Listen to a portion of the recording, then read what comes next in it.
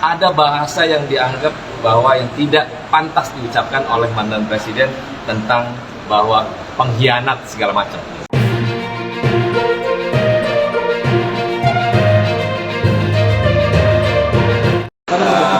Selamat pagi teman-teman. Secara pribadi, bukan secara institusi atau organisasi atau sebagai jabatan di DPR, saya ingin melaporkan seseorang petinggi Demokrat terkait apa yang diucapkan pada tanggal 25 Agustus bahwasannya saya ada di dalam ruangan itu. Mengklarifikasi apa yang disampaikan bahwa Anies AHY akan dideklarasikan awal September. Omongan itu saya katakan nggak ada. Tapi Pak SBY meminta deklarasi tanggal 3 September itu benar. Jadi apa yang disampaikan Pak SBY sebenarnya itu adalah bohong belaka. Tidak ada bahwa Anies AHY akan dideklarasikan awal September. Jadi nggak ada. Selama 2 jam saya di dalam ruangan itu adalah menerima cerita tentang apa yang pengalaman Pak SBY selama memulai proses sebagai Capres 2009, 2004 itu adalah beliau cerita terkait apa yang pernah terjadi sama dirinya.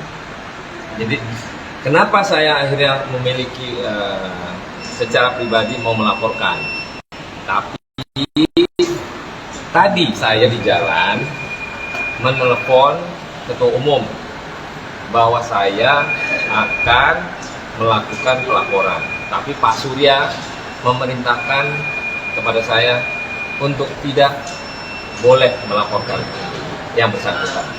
Jadi saya ini sebenarnya udah siap, udah melaporkan, tapi tadi perintah ketua umum untuk tidak boleh melaporkan yang bersangkutan. Kebetulan tadi Pak Anies juga me-WhatsApp saya untuk meminta juga yang sama. Pak Anies pengen fokus ke depan ini dalam rangkaian pemenangan, dalam strategi pemenangan Capres 2024. Jadi dalam hal ini juga saya menjelaskan kepada teman-teman, mengklarifikasi bahwa apa yang disampaikan Pak SBY yang tadi saya sebutkan tidak benar, itu bohong. Tapi juga dalam perspektif politik, harusnya seorang mantan presiden menyampaikan secara utuh apa yang terjadi sebenarnya pada tanggal 25 Agustus. Itulah pokok masalah yang kenapa saya harus hadir di sini. Jadi itu aja. Cuman karena perintah ketua umum Pak Surya mengatakan tidak boleh, maka saya urungkan niat untuk tidak jadi melaporkan Pak SBY. Demikian. Jadi intinya ini melaporkan atau gimana, Pak? Apa nih, Pak? Tadinya mau ngelaporin. Sekarang karena ketua umum tadi pas mau turun perintahnya nggak boleh, saya nggak jadi nih. Main-main aja gitu. Nggak main tadi karena memang nggak boleh ketua umum menyampaikan pelaporan itu. Saya tadinya secara pribadi mendengar apa yang disampaikan Pak SBY, terketuk hati saya loh. Kenapa kok Pak SBY mengatakan yang tidak sebenarnya?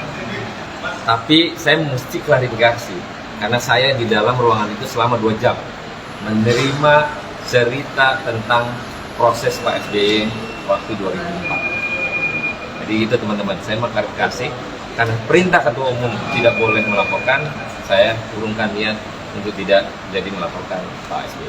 Bang, tapi sebelumnya sempat ada obrolan langsung nggak ke pihak Demokrat atau diselesaikan secara kekeluargaan gitu?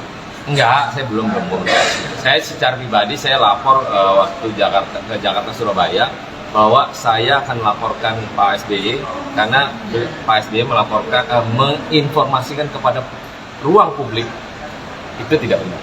Jadi itu yang saya konsen. Saya tidak ada urusan ke belakang mundur tentang masalah progres lah, masalah surat lah, masalah yang lain-lain. Tapi ada bahasa yang dianggap bahwa yang tidak pantas diucapkan oleh mantan presiden tentang bahwa pengkhianat segala macam. Nah itu yang kita mesti luruskan bahwa di dalam area lobby politik semua bisa terjadi.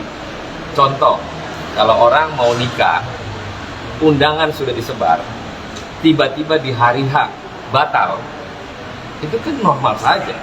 Jadi tidak akhirnya seolah-olah jadi jengkel atau marah. Kedua belah pihak pasangan pasti akan resah, kecewa pasti. Tapi kan bukan berarti undangan itu menjadi ketetapan bahwa pernikahan itu akan terjadi resmi, tidak. Selama akad nikah belum diucapkan, maka tidak ada terjadi pernikahan resmi. Ini contoh. Maka inilah proses politik yang harus di publik menjelaskan secara baik. Jangan sampai akhirnya diprovokasi. Kita nggak mau lah.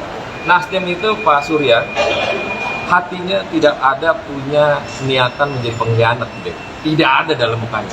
Saya sebagai kader 10 tahun, tidak pernah memerintahkan hal-hal jelek untuk dilakukan oleh kader, yang tidak pernah ada. Tidak pernah Pak Surya memerintahkan hal-hal negatif untuk lawan politik. Beliau selalu ikhlas dan legowo apa yang terjadi dalam proses politik. Tapi yang menjadi anggapan di Pak Surya sendiri adalah Pak, dari Partai Nasdem nggak ada obrolan gitu Pak dengan Partai Demokrat. Ada. Jadi Pak Anies telepon, nggak diangkat sama AHY. Pak Sudirman Said coba komunikasi dengan pihak Demokrat, nggak diangkat. Jadi semua proses itu sebenarnya sudah dijajaki di awal. Tapi waktu deadlock itu terjadi tentang pemilihan cawapres, Pak Anies itu bersama tim 8 itu menyerahkan kepada partai politik. Maka itulah Pak Surya mengambil decision dengan keputusannya untuk Cak Imin menjadi cawapres. Itulah decisionnya sebagai ketua umum, kan karena Pak Anies kan bukan partai politik. Nah, dari situlah sebenarnya komunikasi terkait dengan prosesi Pak Surya kalau ketemu Majelis Suro misalnya, itu komunikasi. Jadi tidak ada isu bahwa tidak bohong. Jadi kita pengen bahwa ruang publik ini diberikan narasi yang contoh yang baik lah, contoh komunikasi yang cukup. Jangan sampai membuat kubu-kubuan dan akhirnya keributan itu terus-terusan gara-gara seorang AHY nggak jadi cawapres. Ya kan namanya belum rezeki, belum garis tangan. Kan AHY mas saya umurnya sama, masih ada ruang 2029 lah dia sebagai capres, nanti kan banyak. Jadi kita pengen bahwa hubungan antar komunikasi di publik ini selayaknya yang adem-adem lah, agar proses politik ke depan capres-capres yang sudah ada, yang tinggal daftar, berperan secara arif dan bijak.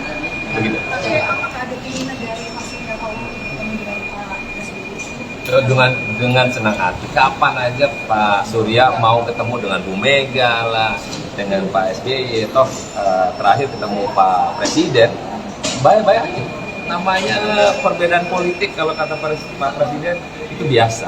Tapi bukan akhirnya menjadi kebencian seseorang kepada lawannya. Nggak boleh. Kita pengen bahwa Republik ini tidak ada narasi-narasi yang kiranya membuat situasi tidak baik. Begitu. Bang, tanggapan banyak kader Demokrat kemudian yang kecewa atas pilihan dari Nasdem sendiri, terus kemudian mengeluarkan kata-kata yang tidak sepatutnya, itu bagaimana? Ya itu tadi, bahwa narasi yang diungkapkan oleh Partai Demokrat sebenarnya bisa diredam dengan cara-cara politik yang lebih arif. Contoh misalnya, kayak Pak Surya, disikap sana sini, kan nggak ada tuh melawan dengan kapasitas bahasa-bahasa yang keluar misalnya ya, pembohongan, pengkhianat, atau enggak, contoh misalnya belum jadi pemimpin aja sudah berkhianat. Ya gimana kita menjustifikasi seorang yang narasi lobby politik lagi berproses. Kalau belum ada tanda tangan kedua belah pihak atau ketiga partai koalisi secara resmi memilih cawapres, mestinya juga jangan kepedean.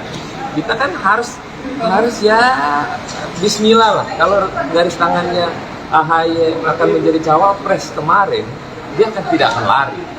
Tapi kan karena ini intuisi seorang Pak Surya Paloh lebih tajam karena beliau makan politik itu hampir 50 tahun.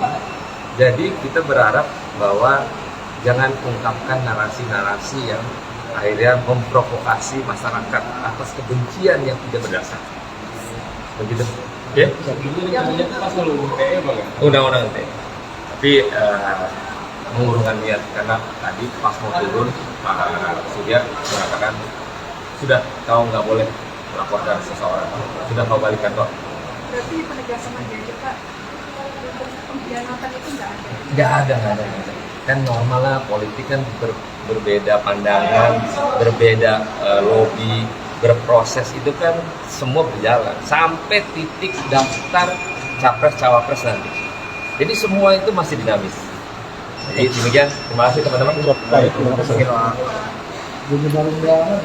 Undang-undang